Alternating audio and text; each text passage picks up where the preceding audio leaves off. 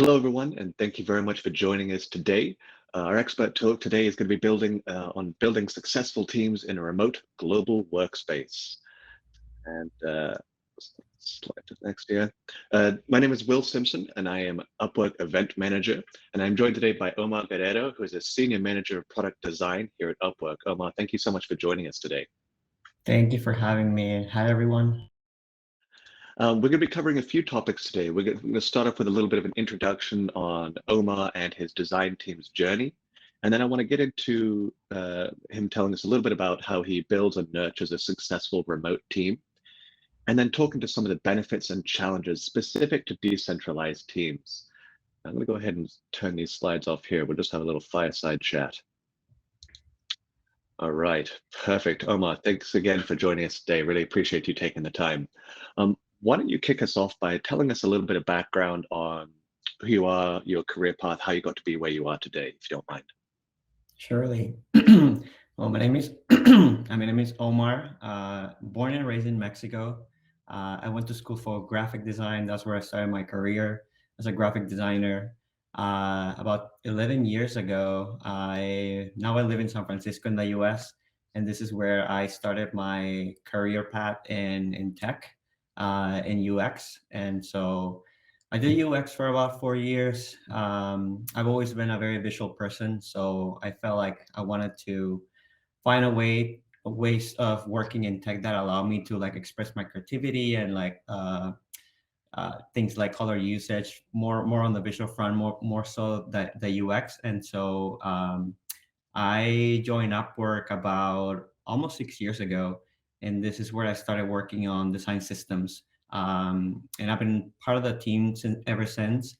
Uh, for those of you who don't know what design system does, we are the ones who are developing all of our component libraries, our patterns. Think about all of the buttons that you see out there, the colors that we use, the typography. That's the team that I'm part of. And now, for about a year or so, I've been the manager of the team. So it's new to me, but yeah, that's kind of how I started here. Awesome, fantastic. And then can you tell us a little bit about your team? Like you mentioned, you have a few teammates. Where are they located? And you mentioned what they're working on, but how did this team come to be, if you don't mind giving us a little bit of background before we dive in? For sure. My entire team is fully remote. It has always been remote. We are all over the place. I'm here in San Francisco in California. We have Anna, who is in Serbia. We have Roman, who's in the Ukraine, and I have Mamoon, who is in Bangladesh. So all different time zones. We've been working together for so long, and somehow we make it work. That's great. And where were these teammates sourced from? Are these people that you went through, a standard sort of hiring model, or where did you find these individuals that you work with now? Yeah, I don't want to take full credit for building this team because I didn't, honestly. We had a previous manager before who did a lot of the work, me and him working and finding these people. But these were all people that we sourced from our platform, from Upwork. So it all started from a need. My team, we do a lot of visual stuff. So at some point we needed an illustrator. So we posted a job on Upwork, finding an illustrator. We vetted a few people, ended up with a great candidate. Same for the other two. Actually, a couple of my team members have been here at Upwork even before I joined. So Amun, he's been with us for about 9 years now, working in different teams, but he's been with my team for at least four, but at Upwork in total for 9 years. So long-lasting relationships. Yeah, that's fantastic. And I think, for our attendees, a little bit of context. I think that there's definitely some wisdom to be gained from learning how to manage these teams. And for a lot of us on this call, um, we've maybe started as an independent professional on our own, finding our niche and building our book of business. And then a lot of us hit a point where we realize maybe we benefit from building out a team, having a few more people to supplement my offering so I can do more of an agency model or even just teamwork approaching on projects.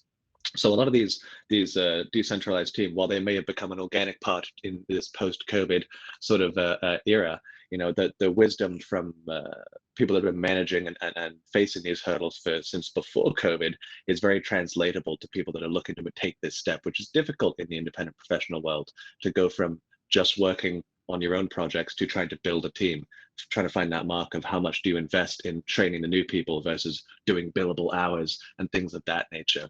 So I'd like to focus on some of how the ways you've created such a long-lasting team, because it's definitely a time investment when you're looking to expand in that nature, and best to do it once and do it right. Absolutely. You're so right about that. It takes a lot of time to invest in someone, training them, especially for what my team does. I like to call ourselves, we are the Upwork encyclopedia, because there's so much knowledge that we have acquired through the years, so many patterns and usage of components that we have to learn. So that's a big part of it. Honestly, my biggest tip here would be start building personal relationships with the people that you work with. For me, I've been working with these people for so long, 5+ years at least. So we have become friends. I like to start. I meet with them every single week. These are people that have become like really crucial and important in my life. They're friends. So I like to start I have a one-on-one check-in with every single one of them every week. And I like to start that with just a little bit of personal, how was your weekend? Things like that, getting to know them a little bit better. I feel like that has allowed us to have a really close and personal relationship. It's not just work. And I feel like at the end of the day, that makes them feel more comfortable in this environment, especially when everybody's like working remote, and finding that connection, I think is super valuable. Um, Another thing that I can mention is that, and this goes for even if you're in an office or something, people like to grow in their career. So I feel lucky that we are in a team that we work with every single design team here at Upwork. So we have many different kind of projects. So I like to ask my team in which areas they would like to grow in. All of them had different kind of skill sets. So allowing them to grow in areas that they find interest, I think, it just makes them happy. I think it shows in the work that they do, in the productivity as well. And yeah, those are a couple of things that I can think of that I think has helped in the success of, I think, just making people happy and wanting to stay here, and keep Yeah, working with us. definitely. And I could see that how that would not be a necessarily organic place from building a team and as an independent professional. You let's say you need illustrators, so you find an illustrator, whether it's a junior illustrator, senior illustrator, doesn't really matter. But when you find those entities to join your team, if you're truly looking to build a culture and a team that can go far and long together, you really need to be aware of who these people are as people, as Totally. moving landmarks, not just a robot that's able to do the one thing you hired them for in the very beginning. And I think, Yeah, especially in a remote sense, especially in an independent professional sense, as freelancers on the platform, it can be hard to maintain sight of that, because we're all looking to get the job done, acquire the work, do the work, parcel it out, whatever, and actually creating that space for connection and that space for understanding. Okay, you're here today. Where would you like to be? What of the projects we do, what do you enjoy about it? And what do you not like doing? What would you like to be doing? And connecting some of those points. I know I don't have the statistics handy on the top of my mind, but I know that the job turnover rate is very high in the States. People don't like to stick in the same job for very long. And I think a large part of that is due to the fact that historically there's not really been a major investment in a broad sense in the employees. It's been, hey, we hired you to do the job and we'll grind it out until you're spent. you yeah, know? And totally. I think, at least from my perspective, correct me if yours is different, but I think that the general world's movement to remote and decentralized teams has underscored the importance of actually caring and keeping that talent, because now that I can get a job anywhere in the world, I'm not held hostage to the people that are hiring in my area, which means if you want me to stick around and I'm doing a good job, keep me happy, give me a place that For I sure. want to be. Yeah. I care about my teammates, so for me it's important, as well as for me, I like to happiness at work is something that I value a lot. So I like to do the same exercise with my teammates. I want to make sure they're happy, whatever they're dealing with. I want to be flexible with their time and what they're going through on a personal life as well. Um, Another thing that I think is valuable too, people want to be recognized. I found this very, very talented people, and every time that they do a good job, I want to make sure that, I'm voicing that, I'm messaging them about, the kind of work that they do, that I feel proud of what they do, the impact that they're having, because we get to work with, on the infrastructure of here at Upwork. I feel like they see the value in everything that they're designing for us. They see it out there, in the wild. So that brings a lot of satisfaction in them. So yeah, those are some Yeah, of. there's an important thing that I noticed when I've been in a few managerial roles in my past, and one thing that I noticed, it was a difference when I started to start leading a team as opposed to just being either on my own or just a member of someone else's team.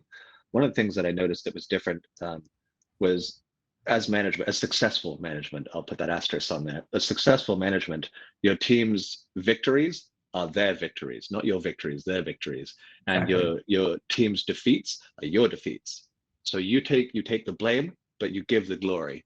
And it seemed sort of like an odd thing when I first encountered it, but I realized that was a major difference. Now when I'm talking to a client and I got teammates working on a project, if they're like, oh wow, we really love how the web design does this, I'll be like, yes, like this is thanks to this individual. They did a great job, and lauding them in a public sense. And I think that's maybe not an innate thing that we're taught in that transition. So it seems similar to maybe what you've experienced. You said you've been leading this team now for about a year, and you were a team member before. Is that right? That's right. Yeah. Got it. So have you noticed that similar sort of workflow where it shifts in that sense in a successful way? Yeah, I give a lot of credit to my previous manager, honestly. Everything that I'm saying and the way that he interacted with me, I like to apply the same values to my team. He allowed me to grow in areas that I find interest, and I think that contributed to my happiness here. He was actually like thoughtful and caring. He cared about building a personal relationship with me. So that really helped me, and I feel like it makes people feel comfortable in their own environment. They feel safe, they're able to share their struggles or pain points, and so it goes a long way having a strong personal relationship when it comes to building teams. Definitely. Now, one of the things that I think most people have encountered, whether they're working in a standard job or freelancing in this remote sort of world, is it can be difficult to help nurture a culture, a team environment where we're all together as opposed to just independent pieces plugging in, sort of through a sterile email, if you will. What are some of the methods or philosophies or actions that you do to help cultivate a team that is sharing, that is participating, that you're able to connect with and go long distances with? What are some of the techniques that you utilize? Yeah, that I would say has been one of the biggest challenge, especially as not with my immediate team, but the design team at Upwork. It keeps growing. Our company is getting larger, and it's been getting harder to stay connected, especially because we have people all over the world, right? So, yeah, building culture has been something that we've been looking into different ways of how to tackle. We have we like to, when someone new joins the team, we like to we have this weekly meetings where either someone is presenting or there's a design review or something. We like to take a few minutes of that meeting to introduce someone new, and we just ask them to create a slide. Just tell us about your life, what you do, what interests you, just so that we can get to know them a little bit about personal level.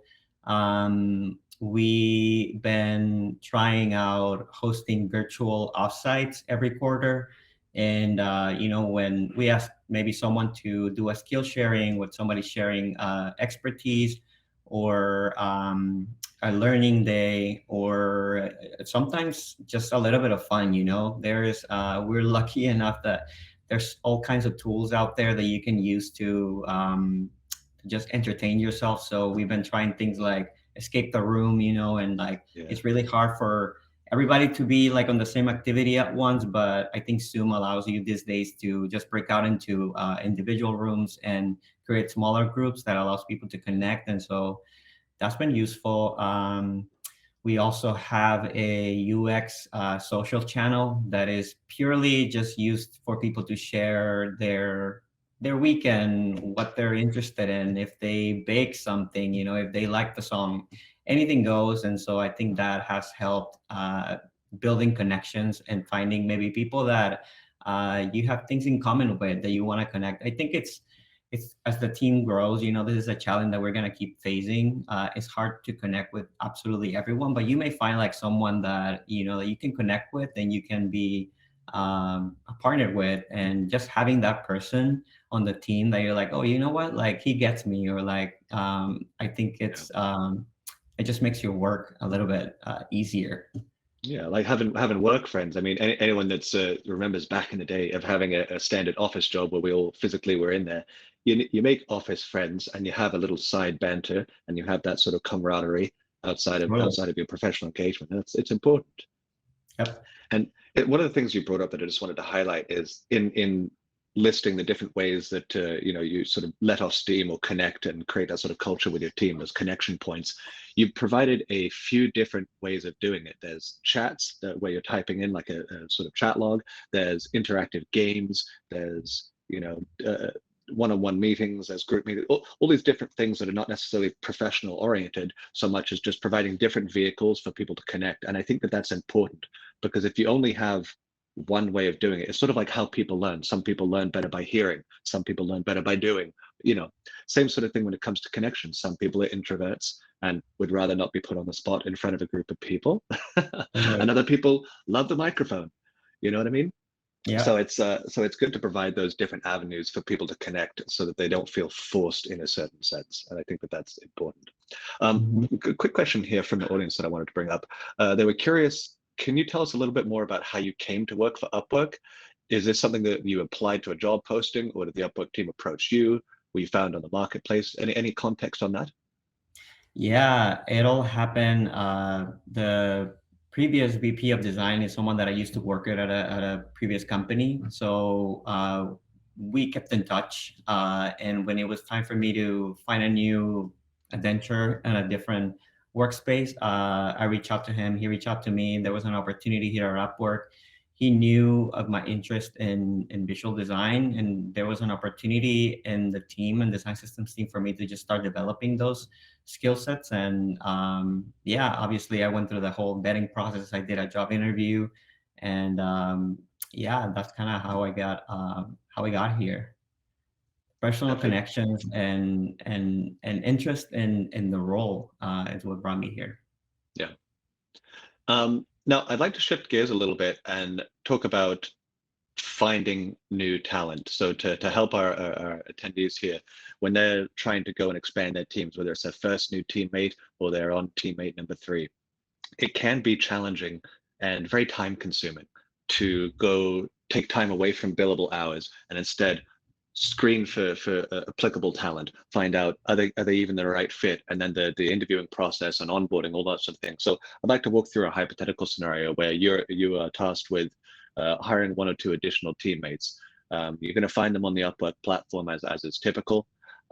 What are some of the things that you would look for to help expedite the process? What are some ways that you would, to start off, what would you shortlist? So you have 60 people applying for this new design post that you put up there. What's the first step you take in shortlisting that? Uh, in the past, we've done portfolio reviews. The people that we hired, we looked at their portfolio. That's a big thing. I'm looking for someone with attention to detail. That's very important to me. So if I'm and with all my teammates, it all really just started with the project and kind of like see how things go. It's nothing set in stone. We want to like vibe, make sure that it's a personality vibe that vibes well with the team.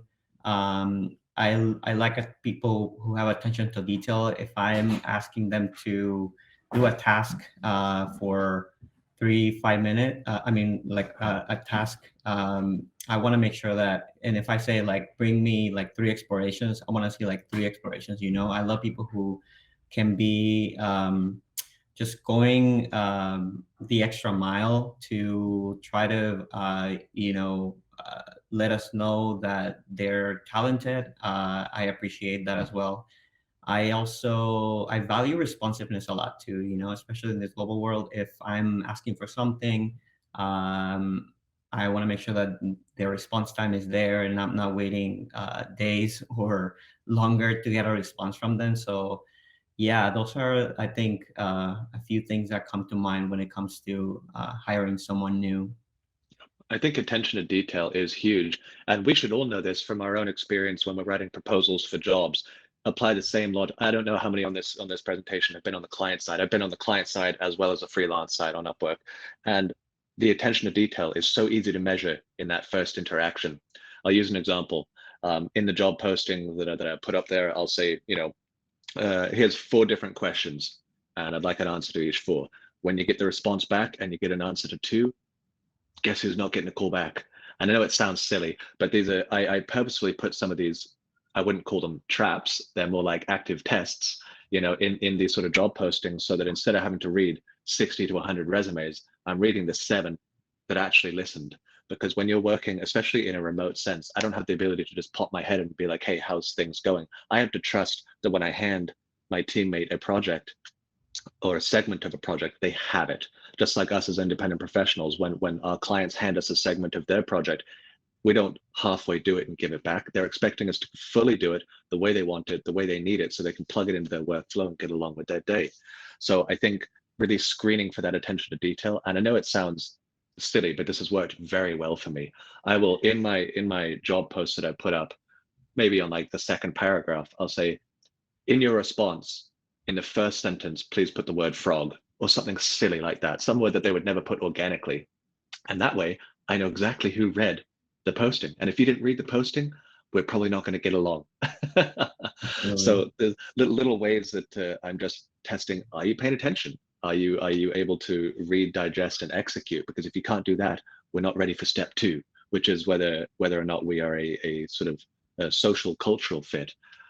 As many of us on this presentation have felt, I know a lot of the difference between those that are hired and those that are not hired, even if their skill sets are the same, is whether or not you can connect with the client. Now, I'm not saying you have to become best friends with everyone, everywhere, all the time, but being able to connect on some level, being able to communicate with a cadence that makes sense. You mentioned earlier that you really appreciate promptness in responses. That's important to you. You want to make sure you're getting those back. So I think maybe one of the first steps that we could advise for people looking to build a team is identify what matters to you. And I think some of the things that you've called out so far, Omar, is personal growth, connection, responsiveness, things of these nature, and attention to detail. So if you start off knowing what you want rather than just hoping it randomly shows up, you can better apply that lens to the people that are coming across your periphery. What are some of the other things you may look for in someone now that you've established that they are a good attention to detail, they pass that putting frog in the first sentence or whatever the case may be? Your next step when you're talking to them, maybe you're looking for a culture fit, if you will. How do you go about discerning that? Yeah, for our team, I mean, media team, we look people who are willing to engage and wanting to become part of a team, right? So that's important to me that we are looking for people who are wanting to be teammates, wanting to engage with people, wanting to interact with other designers, and not just work silos. I think that's very important. And then, yeah, the last part is building the relationship, which it takes time, honestly. Some people, like you said, are more shy than others. It might take a little bit for them to come out of their shell.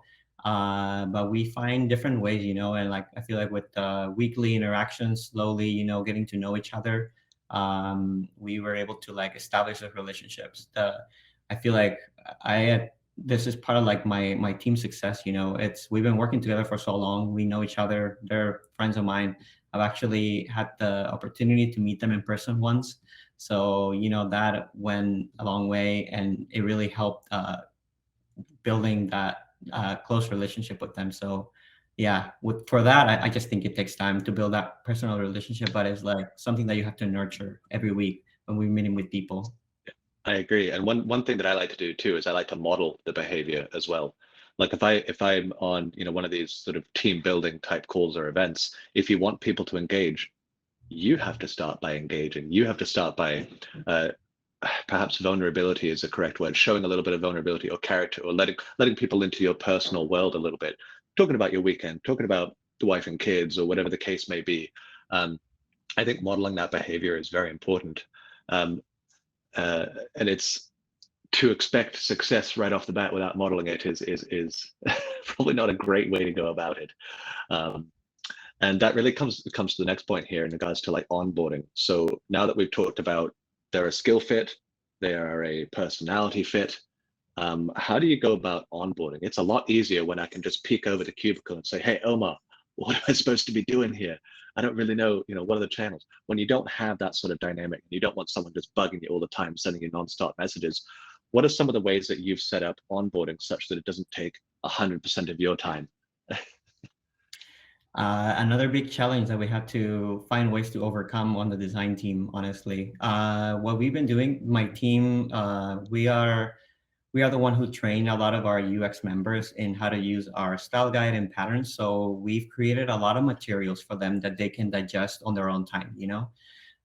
We keep finding new people all the time, so we know we're all busy. So we created a lot of materials that are easy to digest for them. Even we record important meetings. We always record them so that people can access them at different times. Everybody's different time zones, right? So having materials accessible for them that they can digest at their own time, it really helps with onboarding and getting to know like the ins and outs of the company and how do we design and things like that.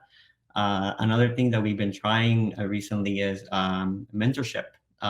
There's people who are interested in becoming grown in their careers and becoming a manager. This is a way for someone who's a little bit more senior to mentor someone who's more new to the company or more junior. And it also, I think it's a total win-win because you start building a connection from there. You feel connected to someone in the company as someone new, and you're joining a team of like I don't know how many people. It can be like a little bit overwhelming.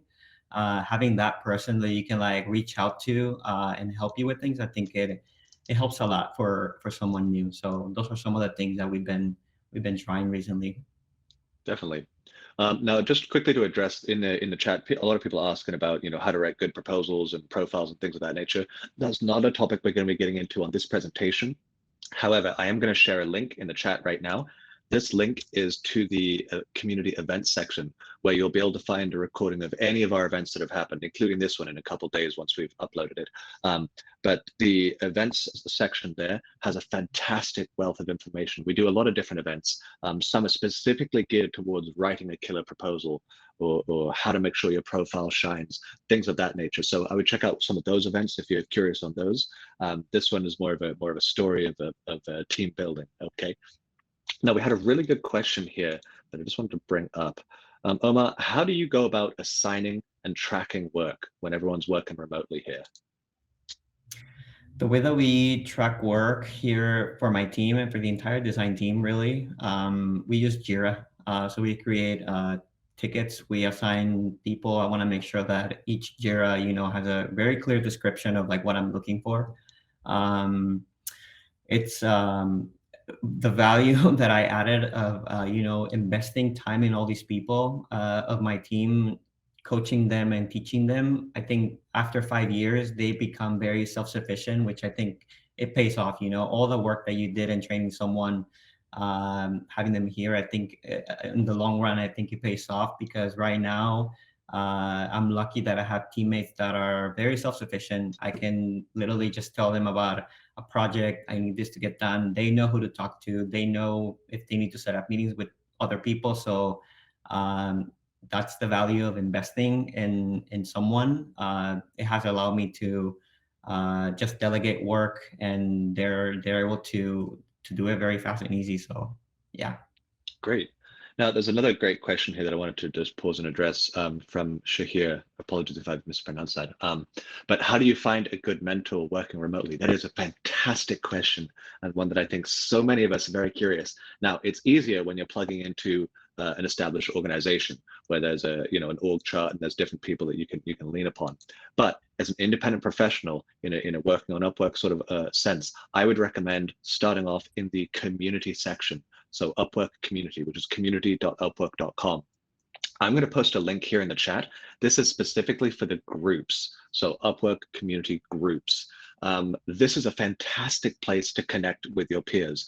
The groups are divided up into a wide array of categories. There's people living in Spain. There's mums and dads. There's designers. There's, expert vetted, top rated. You name it, there's a division for it. My suggestion would be to try and join some of these groups, and then start contributing, start being like, hey, this is where I'm at. I'd love to, let's say I'm a graphic designer on the platform. So if I were doing this, I'd go into one of the design ones, be like, hey, I'm a graphic designer. Here's a link to my portfolio. I'd really love to connect with a senior level graphic designer who's willing to share a little bit of their wisdom and insight to help me get started. That would be a great place to start. And I'll tell you what, if you haven't already discovered this on the Upwork platform, the community is amazingly supportive. When I first transitioned from working in the corporate sector on managing startup tech companies, which was very cutthroat, to going over to the freelance side, I assumed that the people I'd encounter would be a little bit cutthroat because we're all trying to get the same job. Turns out everyone's lovely. We're not all looking at the same job. People are happy to share their wisdom, their techniques on what works, because there's masses of work and there's masses of people to do the work.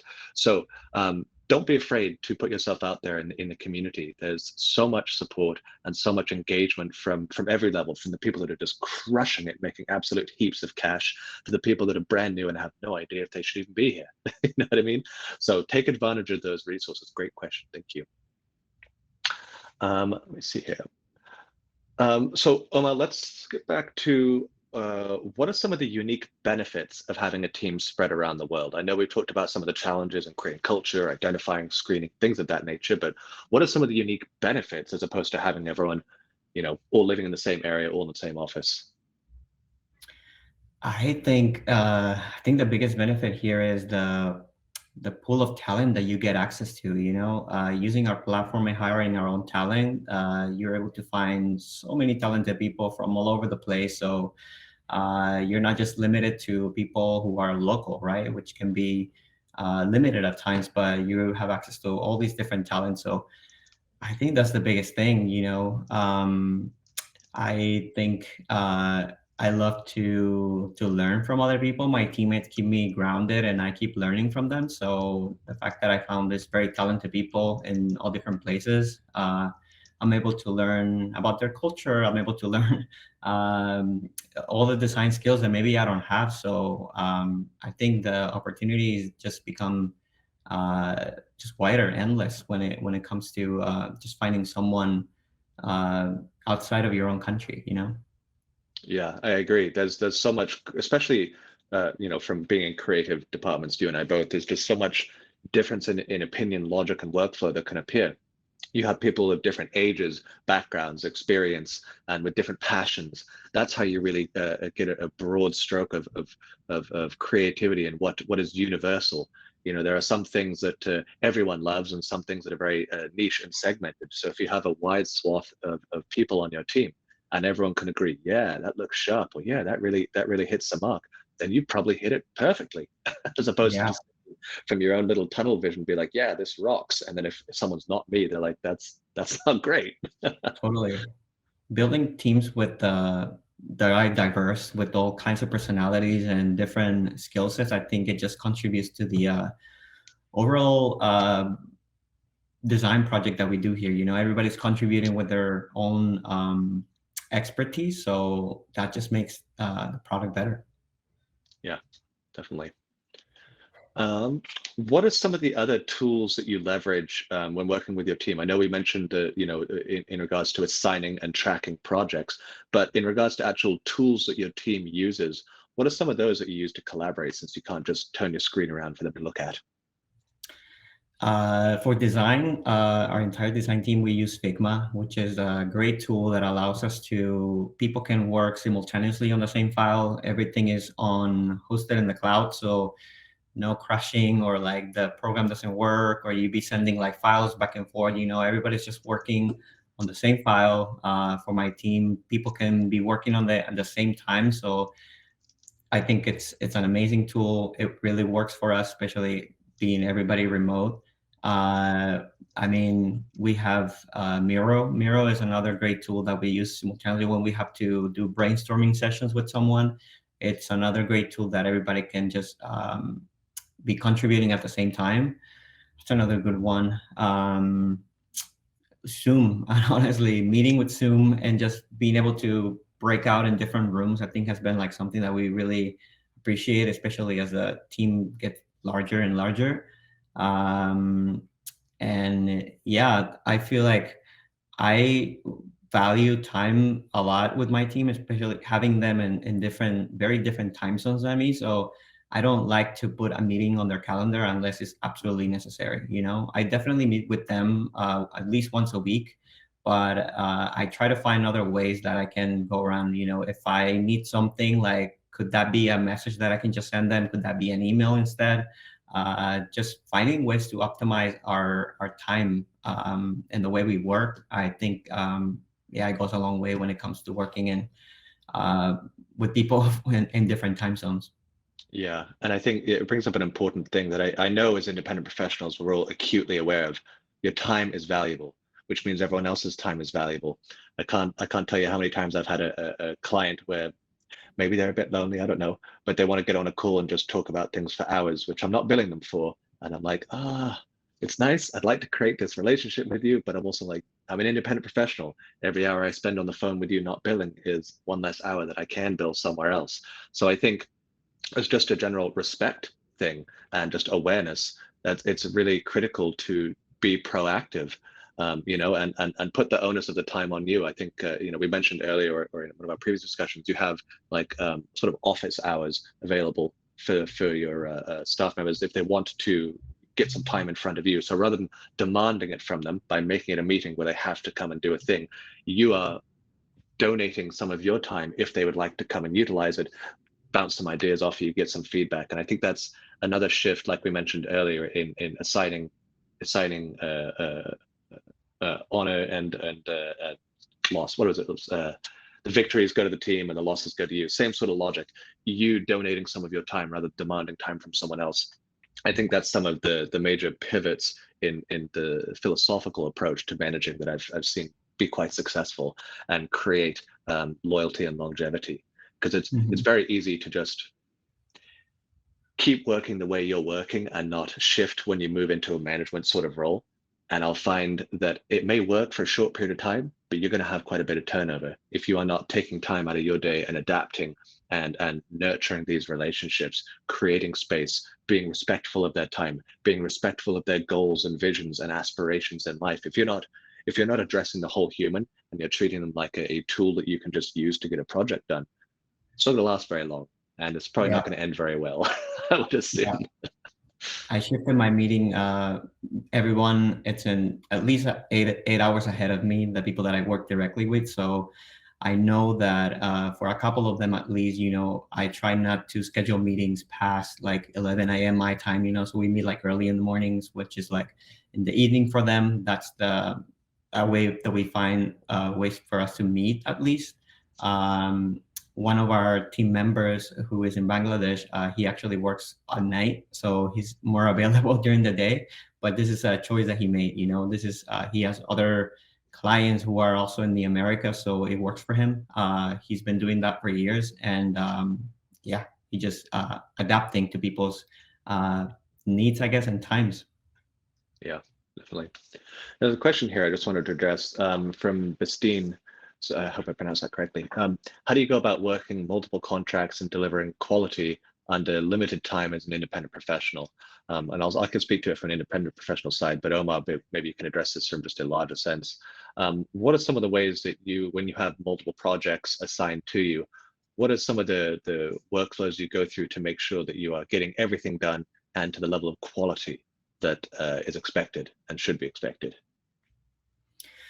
I think you know, I think prioritizing work is very important. I know I have a limit of like what I can do and what my team can do. So just keep that very upfront. I think it's necessary sometimes. You know, we are a small team that often have to juggle very different pieces and working with a lot of people. But just being upfront on what you can deliver. I think it's setting expectations. I think it's important. I want to make sure that, we do quality work. I don't want to take more and more projects if I'm not able to deliver. So setting expectations, I think it's big. I want to pause on that one. I think that's a very important topic. I am of the impression that historically, when everyone was, in a brick and mortar building, working for a company directly instead of remote, there was this sort of impression where you just have to be busy, busy, busy, working all the time. Whereas in reality, and I think a lot of people working remote can relate to this, I am my most productive when I give myself space. Like if I have an 8-hour workday, I'm not literally hitting keys for 8 hours. There are entire hour segments where I'm staring out the window. And it's not because I'm lazy, it's I'm taking a dog for a walk or whatever. I'm doing it to give my brain that space and for my subconscious to talk to me and for creativity to get going. And one of the things that I know a lot of people fall into a trap when they're first starting as an independent professional is trying to be everything to everyone all the time. You want to get those jobs. So you say, yes, Omar, I can get that. I'll have it to you in 3 minutes ago. And you can't deliver it 3 minutes ago. You think it's what they want to hear. But I think the person would much rather hear, hey, Omar, it's going to take me about 3 hours to get that dialed in just right for you. I will have that ready for you with a bow on top. Now you can go about your day knowing that in 3 hours you will have that product, as opposed to it being promised in 3 minutes. And now you're like, okay, well, I told the people that that project's connects to that I was going to have it, and now I don't. Now I look like a jerk. So I think avoiding that trap of just trying to be everything to everyone and available all the time, setting your availability, setting those expectations up front. People are actually quite reasonable on the whole, And if you No. tell them this is how it's going to be and this is when I can get it to you and this is why, most people are good with that as long as you're communicative. So I just wanted to drill down on that topic real quick. Let me see here. So what are some words of advice you have for those of us that are just starting the process of building a team? Any words of wisdom or advice you can hand us?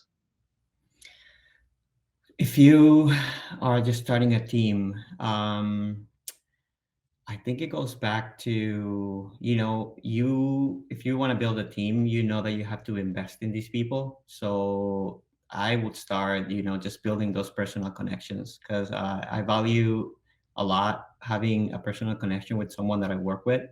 So it all starts from there, find yourself. There's so much talent out there. I have no doubt that you can find a very good candidate for your team. But I feel like at the end of the day, you might be able to find 10 people who are going to be able to do the same thing for you. But nurturing that relationship with someone is going to take you a long way. They're going to be happier. They're going to want to continue working with you. And so just starting to build that relationship from the beginning, I think it's going to benefit both the freelancer and, and you as a client who's building a team. Building those lasting relationships. That would be my advice on that. Yeah, I think also a big part of it and something I think we've sort of talked around is just patience. Um, when just as when you are working with a client, and I'm going to use a design space as an example because we both speak design, when the client says, hey, I want this website or this logo, and they give you a bit of design sort of guidance, you start. The first thing you give them back is very rarely the exact thing they want. There's usually a little bit of feedback. Oh, yeah, I meant this, but I said that. And that's natural, that's organic, that's part of the process. And that doesn't, or at least doesn't bug me. It doesn't bug most people on the independent professional side when you get that, because it's understood. There's going to be a time of us getting in alignment. It's a process. The same is true when you're trying to expand your team. Even though we're all very good at what we do, we're all coming from different places in the world. You see a sentence and you interpret X. I may see the same sentence and interpret Y. That's okay. But expecting, when you're screening these talent people to join your team and expand your capabilities, be patient with the fact that it is a process. It doesn't happen overnight. Yes, it takes time, and time does equal money as an independent professional. So maybe budget for that time, as opposed to devoting, I'm just going to stop freelancing until I get this person onboarded. That may work well if you have savings, but if you don't, say, hey, I'm going to spend 2 hours every other day nurturing and building these relationships and starting small. And to address what one of the questions out here, Do you ask them to take a test task, or sorry, when you're first onboarding someone as a potential? Yes, start them off with a small project instead of being like, hey, I have this hugely complex project. Good luck. Give That's them a piece of overwhelming. it. Yeah, give them a piece of it. And if you really want to expedite the process of you and your teammates getting aligned, model the behavior. Like we were talking about in the social interactions, building that. Be the change you wish to see, sort of logic. If you want the designs to be packaged a certain way, give them an example of that. Hand them a package so they can fiddle around in there and see. If you want it done in a certain, if you're doing coding and you want it coded a specific way, provide an example. But I think that there's a misconception that people just are all speaking the same language and are all speaking the same sort of logic, and nothing could be further from the truth, especially in a global marketplace, right? That's right. Perfect. All right. Let me see here. Just going through some of the questions we have here. Give me just a moment. There's a lot of good feedback in the chat here from other people suggesting different techniques. I love it. I love the collaboration. And just so everyone is aware, in the little chat section here on the right-hand side, top right, there's a DM section. You can connect with one another, and any future events that are held on this platform, you'll still have a thread of that conversation. So this is actually a good networking tool, as well as the groups, which I'm going to go ahead and pop that in the chat again right now. This is the Upwork Community groups. Fantastic resource in there. Let me post a couple resources here, actually. There's also the Upwork Academy. If you are new to freelancing or you're just new to Upwork, I would highly recommend you take a look at the Upwork Academy, and I'm posting that link right now. So that's the Upwork Academy. That has just how to write proposals, how to properly leverage the platform, all the stuff you should really get well versed on when you're first starting out. I know we have many different levels of skill on this event here today, but great there. And then one more time, I'm going to do the, oh yeah, I already posted the event recordings there. These are really useful tools. To give an idea, when I first started freelancing, I muddled about for about 2 months, not realizing there was so many good resources to lean against. And I found mixed success. And then when I actually started getting more organized in how I approach doing A/B testing on my proposals, things of that nature, it really helped dial it in. And I learned a lot of that from these educational resources. Let me see here. Let me ask you that, Omar, when it comes to you and your teammates, one of the things you said you advocated for and support is that personal growth in whatever that means to the individual. Are there any good sources for education that you promote or your teammates use, whether that's for personal enrichment or skill development, upskilling of anything of that nature? Any specific resources that you would suggest or recommend? I feel like my department and what we do is very specific within design. So, one of our teammates really started as an illustrator, but that's one of the things that she was doing just the beginning, just focusing on that, icons, illustrations. But she showed, and because she's been with us for a while, she showed interest in other areas. So what we've done is just partner her with other team members that can help her develop those skills, and maybe giving people a small task that they can start exploring this new skills. So those are some of the things that we've done.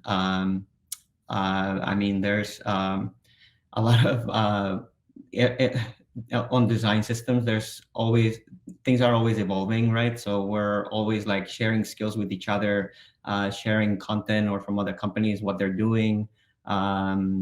I think that's been valuable for us to keep connected and also keep learning from each other. Yeah, definitely. A good question here I wanted to bring up from the audience. How do you control the quality of work of your team members, or is it up to each of them? And maybe applying the lens of from an independent professional standpoint on this one, like how do you control that quality, or are you just saying, hey, here's a project and then they deliver it? Yeah, I give them, I don't want to be micromanaging anyone, to be honest. So I let them, I definitely would like to have an eye on what they're designing. At the end of the day, I'm the manager of the team, I'm representing the team. but I have incredible respect for what they do at this point. I know that I can give them a task and I know that they will deliver, especially with this person that I mentioned, who works on an illustration and icons. She's better than me at what she does, so That's the right I just person to feel have on your very. team. Yeah, exactly. So I just know that, I'm not often worried about quality when it comes to like what they do. I definitely want to keep an eye on my teammates, and if they're working on a big project, I want to make sure that I have visibility on that and I give them feedback. But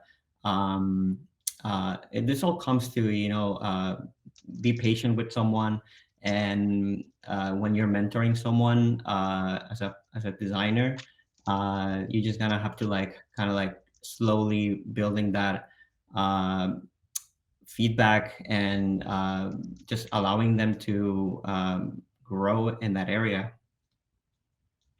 Yeah. Just dropping a resource there.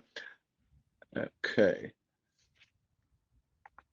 Filtering through a few more questions. I think actually coming back to wrap up that quality, how do you quality control with your teammates? You're in a unique position where you have an established team that you have spent time working with. You have a connection, you have a cadence, you have a workflow. They know by now this is the type of, like I mentioned, packaging a product or a project. They know how to package it in a consistent manner with one another because they've been doing it for some time. And I think in that hypothetical scenario we ran earlier, where you were to hire a new team member, a big part of assuring quality control there would be investing in them in a community sense, in a team sense, connecting with them on a personal level, understanding their aspirations, their goals, their areas of growth, but taking that time to connect with them and build that level of trust and understanding will, as a byproduct, also get you in tune with one another and get that cadence going. So you're fortunate enough to have already done that legwork and been a part of a team that has been having that as a culture for quite some time. Yeah.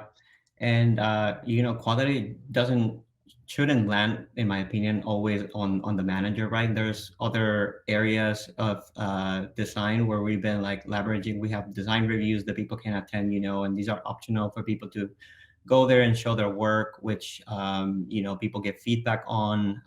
It just makes the designs better. They keep iterating on it. It all contributes to the overall quality. We like to have multiple of these reviews when someone is working on a project, so that people can have different eyes on it. I'm one of many designers here, and I certainly have feedback to give, but I'm not the only one. So allowing other designers to provide feedback, different forums. We have many different types of design reviews that we do here. We have the office hours, like you mentioned, where people can come and just show their what they're working on, and for us to provide feedback. We do also respecting people's time. We do a lot of design reviews in my team, but everybody's busy or they don't accommodate for our office hours. So we also provide feedback offline. People share their design files and they ask, hey, how's this looking? Am I using the right patterns? Am I using the right colors? Things like that. So we also do it asynchronously offline as well. And that's good. And your team obviously feels comfortable coming to you with those questions because you've nurtured that environment of, hey, we can be open, we can have these conversations. They don't feel like you're going to be like, what, you didn't just know that? Which is good. It's important. Yeah. Now, I know we're running up to time here. Just one last question I wanted to address. Jeremy, great question. Are there any thoughts on building a team from Upwork to procure work from the platform? Absolutely. I think that's what we're talking about. I joined the Upwork team from being on the Upwork platform. I was actually hired directly off the platform. And Omar, I believe a lot of your teammates did the same sort of setup. The good thing about sort of sourcing your teammates from Upwork is the same thing a lot of our clients like. You can see what I see your portfolio. I see how you frame yourself, your cover letter in your overview. I also see what clients say about you. Because you know how, like, if you apply for a sort of standard job, like, give me 3 references, you call a reference and they're only allowed to say a very short amount of things like, yes, Will's fine, he showed up on time. They don't really go into a lot of detail, and it's probably the guy's mate anyway on the other end of the line. But on Upwork, you can actually see, okay, this person all their clients have put 5-star reviews and said, hey, Omar's delivering the biz. He's always on time. It's always to spec. He's awesome. That tells me I've already screened a lot of the red flags out just by looking at your profile before I ever engage in conversation with you. And let's say at that point, I'd want to hire Omar. I've seen his profile. I've seen that, everyone's pretty happy working with him. His work examples are solid. If I now want to hire him, I could even just sort of post a project and direct invite him if I wanted. That way I could test drive his work in a live scenario. But I absolutely would suggest leveraging Upwork as a resource to screen, vet, and acquire those teammates. It's a good resource, and we're all here. And you get a lot more insight into what you're getting before you have to spend time engaging in the interview process. So I would absolutely suggest that, Jeremy. Any additional thoughts on that, Omar?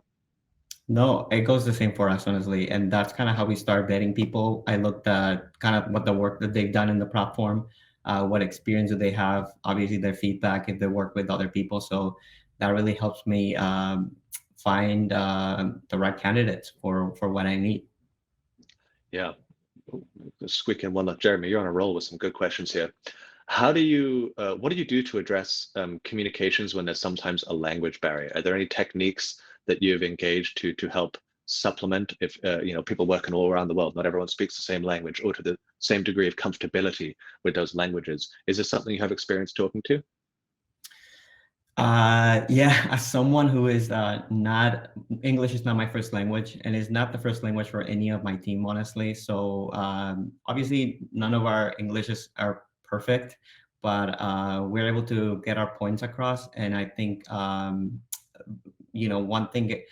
Uh, Sometimes allowing people to slowly be able to like present to a larger group, I feel like it helps develop those skills. So that has helped me in particular, honestly. Me and my team, we have kind of similar personalities sometimes where we can be a little bit introverted, but just putting ourselves out there. I like to say that we like to let our work speak for ourselves. We may not be the loudest people in the room, but yeah, just giving people the opportunity to maybe showcase their work, present their work. I think it helps build those skills. So that's something that has helped me, that I know it has helped my teammates, and um, getting the point across, getting better with the language. So yeah. Yeah. Some of the techniques that I use, I also am on a team that is all around the world. Most of my team is in Eastern Europe. I have Ukraine, Norway, Spain, all over the place.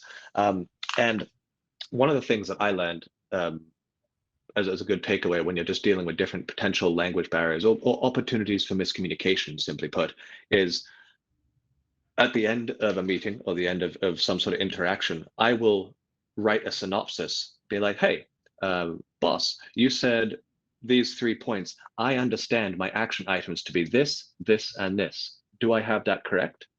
And that way it gives an opportunity outside of any oral communications written down, so people have time to digest it, as opposed to, I have an accent. Some people aren't able to decipher what I'm saying clearly, or I use a lot of made up words, to be honest. I just speak it differently. But to reiterate, hey, this is what I understood from this in writing, is that accurate, has really eliminated a lot of misunderstandings. And that can be even language aside, just different perspectives. Yeah, as I mentioned earlier, we read the same sentence, I get X, you get Y from it, or we look at the picture and you get a different answer than I do. That's natural. So taking that step afterwards, just to confirm, this is what I understood, this is what I'm going to do next, gives people an opportunity to be like, no, that's I actually meant this. So that's a technique that's like great for me in the past as well. Yeah, we do a lot of meeting note taking, at the end of the meeting, and we like to share those out so that it's very clear, like what we talked about. If I have a project or a task for someone, I like to be very specific on what I'm asking them to do, so that there's no confusion or just different interpretations. So that writing a lot. It helps. It helps a Yep. lot. It just helps with clarity. I find, at least. Thank you so much for joining us today and for sharing your experience and your wisdom here. There's an abundance of appreciation in the chat here for that. And thank you everyone for attending today. But Omar, thank you so much. We really appreciate it. Thank you so much for having me, and thank you to everybody who listened. Absolutely. Folks, as we wrap up here, bookmark those links I put in there. That was the community events, recordings of different events. That was the academy. If you're sort of new to freelancing or just new to Upwork in general, check it out. They're great resources. It's all very digestible, to the point sort of information. You're not going to be spending all bloody day working on these, so you'll be good to go. So thank you, everyone. Look forward to seeing you next time. Have a great rest of the week. Bye-bye for now.